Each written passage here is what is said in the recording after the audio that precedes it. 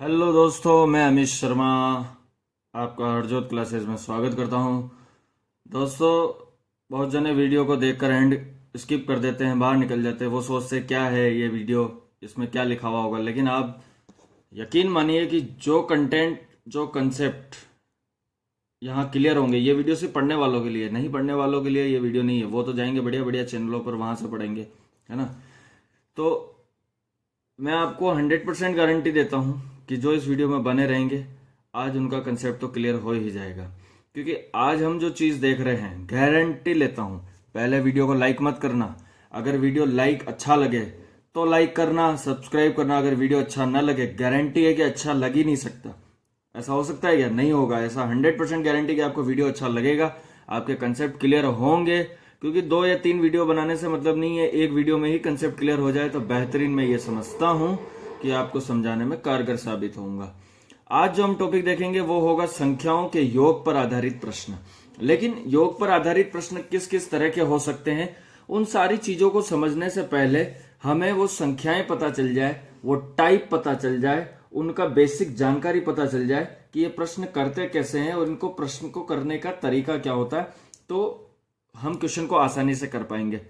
पहली चीज आती है कि जो संख्याएं आपके सामने लिखी हुई होगी कि फलाना से लेकर फलाने तक की संख्याओं का योग, सम संख्याओं का योग, विषम संख्याओं का योग, तो आपको सम विषम संख्याएं तो पता होगी। नहीं पता हो तो मेरी पुरानी वीडियो देखना, वहां मैंने समझा रखा है। सबसे पहले हम देखते हैं कि हमारे सामने जो संख्या आएगी उनमें सबसे पहले ये एक फॉर्मूले से मैं आपको दूर रखूंगा। देखो, वैसे हालांकि जिस जगह फॉर्मूले का यूज होगा फॉर्मूले का यूज करेंगे, लेकिन सबसे पहले फॉर्मूले को भी मेरी आदत है कि खोल के बताऊंगा मैं आपको कि फॉर्मूला होता क्या। ये एन का मतलब होता है कि टोटल कितने पद हैं, है ना। टोटल कितने पद हैं आपके सामने। तो सबसे पहले याद रखना, वो संख्या आपको बोले 100 तक की संख्या याद करो, तो वो संख्या क्या होगी, उस संख्या का पता लगाने के लिए हम क्या करते हैं कि हमारे पास जहां तक से भी संख्या पूछी होगी, तो लास्ट वाली संख्या में से फर्स्ट वाली संख्या को घटाएंगे, डिपेंड अपॉन में जो लिखेंगे वो लिखेंगे उनका डिफरेंस, और +1 कर देंगे। तो इससे हमें टोटल वो संख्या पता चल जाएगी, हमारे पद कितने हैं। जब मैं आपको क्वेश्चन करूंगा तब आपको समझ में आएगा कि ये चीज क्या होती है, ठीक है। इससे आपको पता चल जाएगा कि श्रृंखला के जितने भी सभी पद है ना, उनके बारे में आपको अच्छे से पता चल जाएगा कि टोटल वो संख्या कितनी है। दूसरी चीज आती है कि अगर आपको उन श्रृंखला के सभी पदों का योग करना पड़ जाए, क्या करना पड़ जाए, योग करना पड़ जाए, तो आप एक चीज और कर सकते हो कि जो लास्ट संख्या होगी उसमें से आपको जोड़ना पड़ेगा फर्स्ट वाली संख्या को, और अपॉन में वही डिफरेंस आएगा उनका, या डिफरेंस जो भी हो। अगर डिफरेंस हो तो ठीक, वैसे तो 2 लिया जाता है, 2 लेंगे और गुणा कर देंगे हमारे जितने पद आए एन है उनसे। अगर हम इसे गुणा कर देंगे तो हमारा क्या आ जाएगा, श्रृंखला के पदों का योग आ जाएगा। Is that clear? और उसके बाद आपके सामने एक प्रश्न आता है कि एन प्राकृत संख्याओं का योग बताइए। तो जिन्होंने तैयारी कर रखी है उनको बेसिक सा फॉर्मूला है n+1/2। एक्चुअल में ये फॉर्मूला याद कराया जाता है, जबकि ये एक तरह का एवरेज ही तो है। आप उसका एवरेज निकाल कर भाग लगा दो तो भी कर सकते हो, कुछ ही नहीं करना है। 100 संख्याएं हैं तो 100 गुणे एक और एक संख्या जोड़ के लिख दो 101, और 2 से भाग लगा दो, ये आ जाएगा 50। इसको गुणा कर दोगे तो कितना आ जाएगा, 50। आई होप आपको ये चीज समझ में आएगी। ये एक कंसेप्ट है, पहले मैं कंसेप्ट सिखा रहा हूं, उसके बाद मैं आपको क्वेश्चन कराऊंगा। पहले मैं आपको कंसेप्ट सिखाऊंगा कि कंसेप्ट क्या है, फिर मैं आपके सामने प्रश्न भी लूंगा एक, और आपको समझाने का प्रयत्न करूंगा। तो आई होप आपको एक चीज समझ में आई होगी कि एन पद कैसे निकालते हैं, उन पदों का योग कैसे निकालते हैं, और प्राकृत संख्याओं का योग कैसे निकालते हैं। 3 चीजें मैंने आपको अभी बताई है, और मैं ये समझता हूं कि आपको ये चीज समझ में आई होगी। कभी कभी प्रश्न में लिखा हुआ आ जाए कि सम संख्याओं का योग,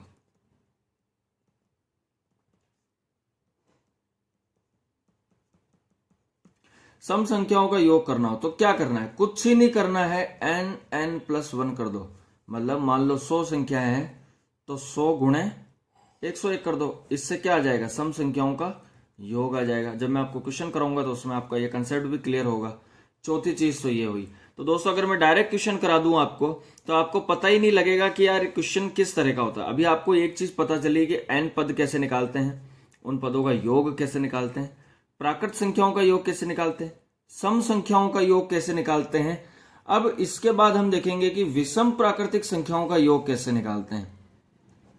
विषम प्राकृतिक संख्याओं का योग कैसे निकालते हैं।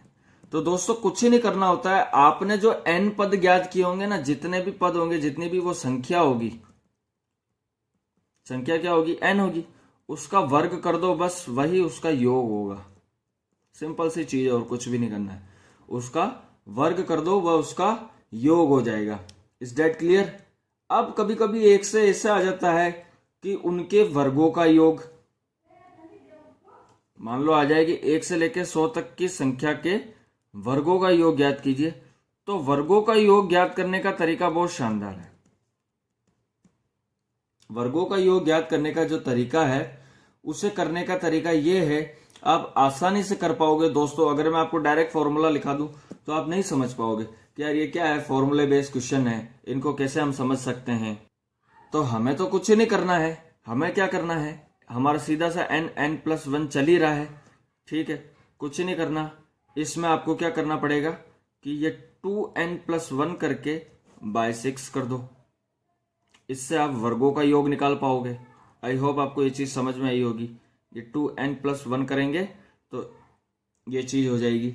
इसके बाद दोस्तों कभी कभी हमारे पास ऐसे आ जाता है कि 1 से लेके, देखो ये टाइप हो गया कि पहला n पद कैसे निकालना, उन पदों का योग कैसे निकालना, प्राकृतिक संख्याओं का योग कैसे निकालना, उसके साथ साथ सम संख्याओं का योग कैसे निकालना, विषम प्राकृतिक संख्याओं का योग कैसे निकालना, वर्गों का योग कैसे निकाला जाता है, ये चीज मैंने आपको बताई है। इसके बाद कभी कभी प्रश्न में आ जाता है कि 1 से लेकर 100 तक की प्राकृतिक संख्याओं के घनों का योग ज्ञात कीजिए।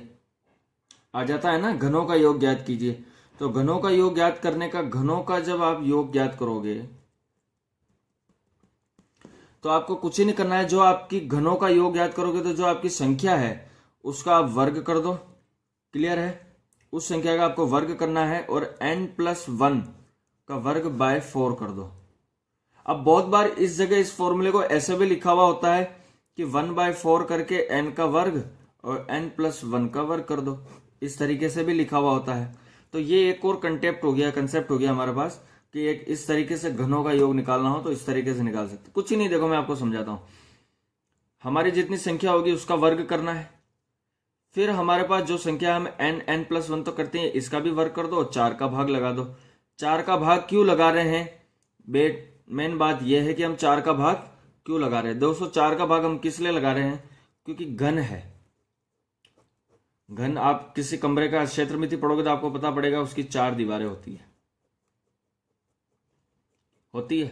ये इसका वक्रपृष्ठीय क्षेत्रफल होता है। संपूर्ण निकालते तो छत और जमीन को भी ले लेते तो 6 भुजाओं का योग निकालते हैं। तो हम यहाँ पे 4 का भाग लगाएंगे।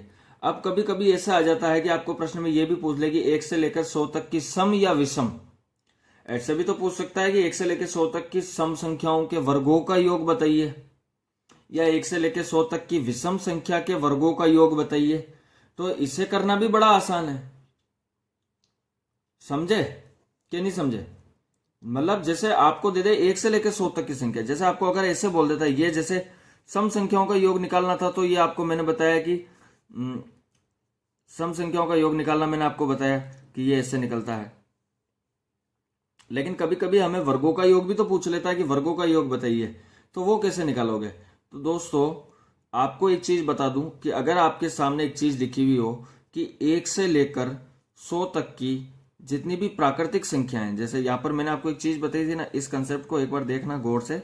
ये आपका था सम संख्याओं के वर्गों का योग। इसमें मैंने क्या मिस्टेक करी,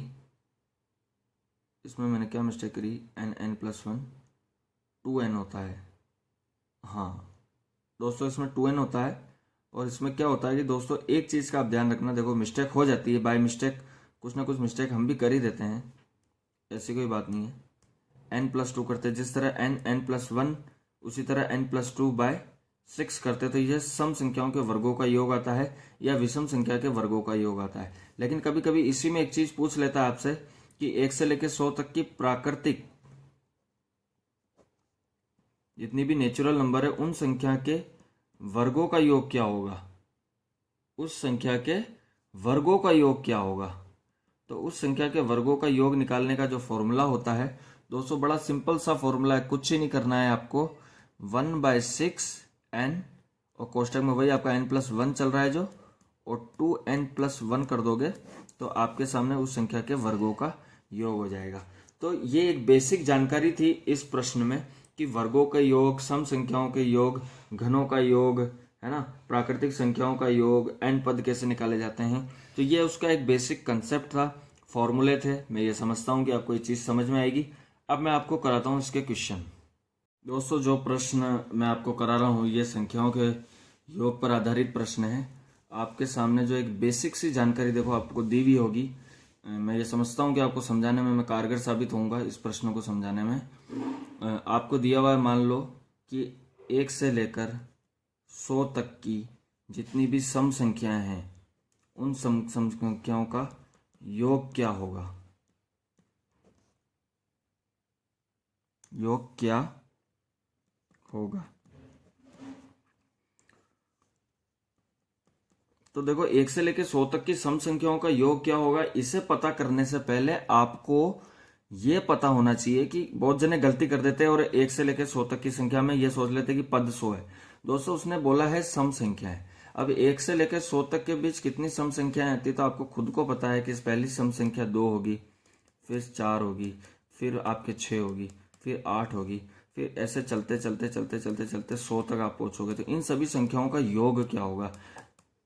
अगर हम इसे डायरेक्ट जोड़े तो कितना समय लग जाएगा, आपको खुद को पता है कि समय बहुत ज़्यादा लगेगा और समय की हमारे पास भी कमी है और आपके पास भी कमी है।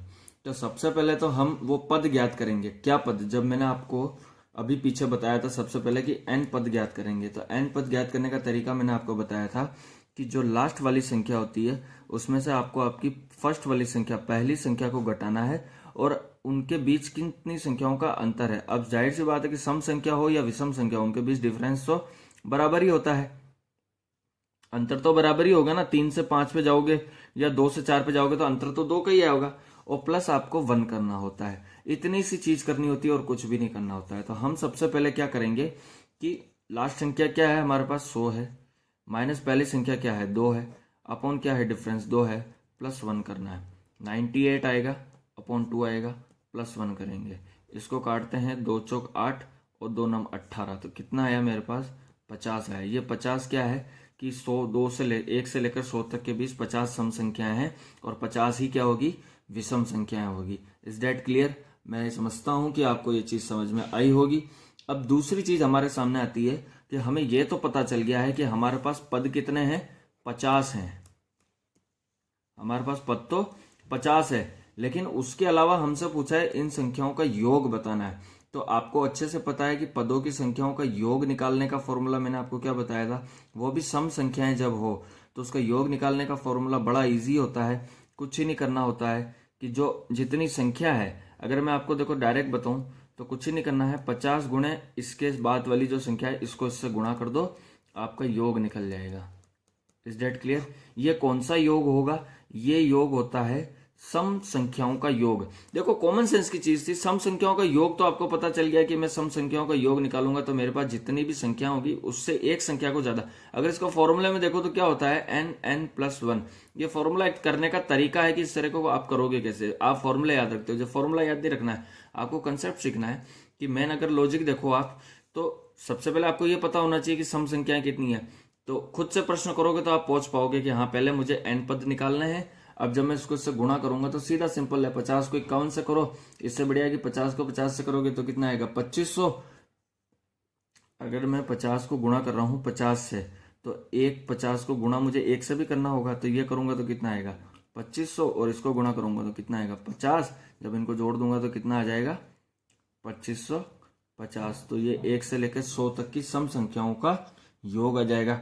अब इसी में आपसे बहुत तरीके से पूछ सकता है कि वर्गों का योग पूछ ले। मान लो जैसे कि मैं यहाँ पर ही एक एग्जांपल ले लेता हूँ। दोस्तों मैं आपको समझाने का प्रयास कर रहा हूँ तो ध्यान से देखिएगा। ये छोटी छोटी चीजें हैं, आपको बड़ी गलती करा देती पेपर में, समझ में ही नहीं आता है कि वर्गों का योग पूछा है क्या पूछा है। अब मान लो मैं आपके सामने एक चीज रख लेता हूं कि वर्गों का योग आपको ज्ञात करने का बोल दे, तो वर्गों का योग का जो फॉर्मूला होता है वो तो आपको अच्छे से पता ही होगा कि क्या होता है। वो क्या होता है, n+1 to n plus, sorry मेरे क्या है, बार बार दिक्कत रहती है, मेरे को जब भी एक फॉर्मूला याद है तो उसी फॉर्मूले को मैं बार बार लिख देता हूं और मेरे से गलती हो जाती है, ठीक है, बाय 6। ये सब चीजें आपको प्रैक्टिस से याद होगी। Is that clear? अब जो हमारे पास सामने चीज आ रही है कि मान लो आपके पास प्रश्न दिया हुआ हो कि 1 का वर्ग प्लस 3 का वर्ग प्लस 5 का वर्ग ऐसे प्लस 7 का वर्ग, है ना, ऐसे dash dash dash dash dash dash dash चलता जाए और ये कहाँ तक जाए, 25 के वर्ग तक। और आपको अगर ऐसे पूछ ले कि इसका मान क्या होगा, इसका मान क्या होगा, तो इसे निकालना भी बड़ा आसान होगा। क्या होगा, सबसे पहले देखो ये क्या संख्याएं चल रही है, 1 3 5 7। तो मैंने ये कंसेप्ट पहले क्लियर कर चुका हूं पुरानी वीडियो में कि विषम संख्याएं क्या होती है, सम संख्याएं क्या होती है, भाज्य अभाज्य वगैरह सब कुछ मैंने आपको उसमें बताया है, ठीक है। तो गौर से देखिएगा, यहाँ सब में अंतर कितने का आ रहा है। सबसे पहले तो मैं ये देख लेता हूँ, अंतर मेरे सब में 2 का होगा। Is that clear? और वर्गों का योग निकालना है तो सबसे पहले हमें क्या पता होना चाहिए, n, कि हमारे के पद कितने हैं। अब हमसे यहाँ पर विषम तो दे रखा है, लेकिन 1 से लेकर 25 तक के वर्गों का योग पूछ रहा है, तो जाहिर सी बात है कि मेरे पास यहाँ पर n कितने हो जाएंगे, 5, जो 25 ही हो जाएंगे। टोटल पद कितने होंगे, 25 ही तो होंगे, और मुझे इनका योग निकालना है। तो योग निकालने का मतलब तो बड़ा आसान है, मैंने आपको खुद को बताया कि वर्गों का योग का फॉर्मूला आपके सामने लिखा हुआ है, बस आप उसे रख दीजिए, n+1 और n+2 अपॉन, बस कुछ नहीं करना, n+1 वापिस n+2 बाय 6 कर दो। मेरी पद की संख्या कितनी है, 25, उसमें मैंने एक चीज और जोड़नी है। तो आप फॉर्मूले को याद करो, इससे बढ़िया है कि मैंने उस 25 में ही तो एक जोड़ रखा है, तो मैंने एक और जोड़ दिया, गुणा। फिर मेरे पास क्या लिखे हुए हैं, मेरे पास n संख्या कितनी होगी, 25, तो उसमें मैं क्या जोड़ दूंगा, 2 जोड़ दूंगा, तो कितना हो जाएगा, 27। तो सीधा सा सिंपल है कि आप इतना फॉर्मूले को याद रख के मत चलिए, क्योंकि आप फॉर्मूला याद रख के चलते हो तो दोस्तों आप भूल जाते हो फॉर्मूला n था, 1 था, क्या था, आप क्वेश्चन ही नहीं कर पाते हो। आप हमेशा मेरी एक बात याद रखना कि फॉर्मूला देखो, लेकिन अपने माइंड में एक सेटअप रख लो क्वेश्चन को करने का। जब भी आपको वर्गों का योग बोले तो मान लो आपने अपने n संख्या निकाल ली, वो आ गई 25, तो आपको कुछ नहीं करना है, एक बार 25 लिखो, फिर उसमें 1 जोड़कर 26 लिखो, फिर उसमें 2 जोड़कर 27 लिख दो और बट्टा 6 कर दो, ठीक है। इससे आप आसानी से कर पाओगे। दोस्तों अब आपको इसे गुणा करना होगा, मैं अगर यहीं गुणा करके बताऊंगा तो दिक्कत हो जाएगी, बड़ा लंबा हो जाएगा वीडियो, तो मैंने इसे पहले से ही गुणा कर लिया है। और गुणा करने के बाद जब मैं 6 से भाग लगा दूंगा तो मेरा आंसर कितना आ जाएगा, 2925। Is that clear? दोस्तों गुणा करने की एक तरकीब मैं आपको बता देता हूं कि पहले 25 गुणे 26 है, तो मैं इसे गुणा कैसे करूंगा, पहले सीधा गुणा करना है, फिर हमें तिरछा गुणा करना है, फिर सीधा गुणा करना है। 5 छंग 30 का 0, 3 साइड में लिख दो, क्या दिक्कत है, पढ़ा है। 6 दूनी कितना हो गया, 12 साइड में लिख दो, क्या दिक्कत है। 5 दूनी 10 साइड में लिख दो, क्या दिक्कत है। 12 और 3 कितने हो गए, 15, 15 और 10 कितने हो गए, 25 का 5 लिखा, फिर 2 साइड में लिख दो, फिर सीधा गुणा कर दो, 2 दूनी 4, 4 2 6 कितने हो गए, 6 हो गए, 4 2 6 हो गए, 650। इसको गुणा 27 से कर देना। तो जब आप गुणा करके 6 से भाग लगाओगे तो आपके पास ये आंसर हो जाएगा। मैं ये समझता हूं कि आपको समझाने में कारगर साबित हो रहा हूँ। और दोस्तों अब जो मैं क्वेश्चन लेकर आ रहा हूँ बड़ा ही प्यारा क्वेश्चन है, आपके कंसेप्ट तो क्लियर कर ही देगा, आपको मजा भी आएगा उस प्रश्न को करने में। और मेरी गारंटी है कि वीडियो को बीच में छोड़ के मत जाना। वीडियो अच्छा लग जाए तो लाइक करना, सब्सक्राइब करना, और नहीं लगे तो मत करना, कोई जबरदस्ती नहीं है कि आप लाइक करो, ठीक है। अब जो मैं आपके सामने चीज लेकर आ रहा हूं दोस्तों, ध्यान से देखना। आपको उसमें पूछा है कि मान लो अगर आपको ये 1 3 5 7 से दिया हुआ, इसी की जगह ये दे देता आपको 2, है ना, 4, तो ये भी ऐसे ही कर सकते थे, कोई दिक्कत नहीं थी। ये एक टाइप हो गया। मैं आपको टाइप वाइज चीजें पढ़ाऊंगा तो आपको ज्यादा अच्छे से समझ में आएगा। और उसके बाद मैं आपको एक बहुत खतरनाक क्वेश्चन भी लेकर आने वाला हूं। जैसे अभी मैं आपके सामने यहाँ पर कंसेप्ट क्लियर कर देता हूँ कि आपको रैंडमली कहीं से उठाकर नंबर दे दे कि 75 दे दिया, और आपको बोल दे कि 75 है, 80 है, 85 है, और डैश डैश ऐसे चलता जा रहा है और 130 तक है, और इसका मान ज्ञात करो, इसका मान बताओ कि क्या होगा। ठीक है, तो इसका मान ज्ञात करना भी बड़ा आसान हो जाएगा। इसका मान कैसे ज्ञात करेगा दोस्तों, मेरी थोड़ी काटाफासी तो रही होगी, मेरी राइटिंग भी अच्छी नहीं है, पर राइटिंग पे ध्यान मत दीजिएगा, आप कंसेप्ट को समझने की कोशिश कीजिएगा। मैं ये मानता हूं और ये समझता हूं कि आपको समझाने में मैं कारगर होऊंगा, और आपके सामने जो प्रश्न मैं लेकर आया हूं इसे समझने का प्रयास भी आप जरूर करेंगे। तो आपके सामने जो संख्या मैंने अभी लिखी है वो कुछ इस प्रकार से प्रदर्शित की जा रही है, और आपके सामने पूछा जा रहा है कि इसका मान ज्ञात करना है। दोस्तों सबसे पहले मुझे यह पता होना चाहिए कि मेरे पास पद कितने हैं, वो संख्या कितनी, नहीं पता ना, तो आप कुछ मत करो, लास्ट वाली जो संख्या होती है उस संख्या में से पहली संख्या को घटा दो और डिफरेंस ले लो। डिफरेंस तो भाई 75 से 80 है, तो डिफरेंस 5 का होगा, +1 कर देंगे। 130 में से 75 जाएंगे तो कितने रहेंगे भाई, 75 है, तो आप बहुत जने क्या होते हैं घटाते हैं, तो नहीं, 75 में कितना जोड़े कि 130 हो जाए, तो 75 में अगर मैं 5 जोड़ दूं तो 80 हो गया, 20 जोड़ दूं तो 100 हो गया, 100 में 30 जोड़ दूं तो 130 हो गया, तो 30 20 50 और 5 कितना हुआ 55, तो बस 55 में लगाया 5 का भाग, प्लस किया 1, तो 11 बार कटा, एक कितना आ गया 12, यानी मेरे को ये पता चल गया कि मेरे वो पद कितने हैं, वो संख्या कितनी है, ये 12 ही है। अब दोस्तों हमसे मान पूछा है, मतलब प्लस में दी हुई है ये चीज, तो हमें इसका योग ही निकालना है। तो मैंने आपको अभी थोड़ी देर पहले एक चीज बताई थी कि योग निकालने का फॉर्मूला क्या होता है कि लास्ट प्लस फर्स्ट करो और अपॉन 2 करके प्लस गुणा जो संख्या पूछी हो n उससे गुणा कर आप आसानी से फाइंड आउट कर सकते हैं। देखो मैं आपको करके बता देता हूं कि योग कैसे निकालेंगे। कि हमारे सामने लास्ट संख्या क्या है 130, प्रथम संख्या क्या है 75 अपॉन डिफरेंस और गुणा करना है n से। जो संख्या थी कितनी निकली हमारे पास 12 निकली, तो इसको सोल्व करते हैं। 130 और 75 कितना हो जाएगा, 5 का 5 आ जाएगा, 7 3 10 0 1 2 205 डिवाइडेड 2 इंटू 12। तो दोस्तों जब आप इस चीज को सोल्व करेंगे तो आपके सामने आंसर क्या आएगा। दोस्तों करना ही बड़ा आसान है, इसे करना बड़ा आसान है। आप फॉरवर्ड में ही घबराते हो, अरे यार कैसे करूं कैसे करूं कैसे करूं, तो कुछ नहीं करना, काट दो ना इसको, 6 से काट दिया, 205 को इससे गुणा कर दो। जब आप गुणा करोगे तो कितना आंसर आएगा 1230 आएगा। तो आई होप मैं आपको ये चीज समझाने में कारगर तो रहा ही होऊंगा, क्योंकि बेसिक कंसेप्ट था, ज्यादा कुछ इसमें था नहीं, बढ़िया चीज मैंने आपको सिखाई है, तो समझने का प्रयास करना। और मिलेंगे नेक्स्ट वीडियो में बहुत ही शानदार कंसेप्ट और कंटेप्ट के साथ, और आपको आनंद भी आएगा, मजा भी आएगा, और हर्षोल्लास के साथ हम नंबर सिस्टम को खत्म करने का प्रयास करेंगे। मिलते हैं नेक्स्ट वीडियो में दोस्तों, धन्यवाद, जय हिंद, वंदे मातरम।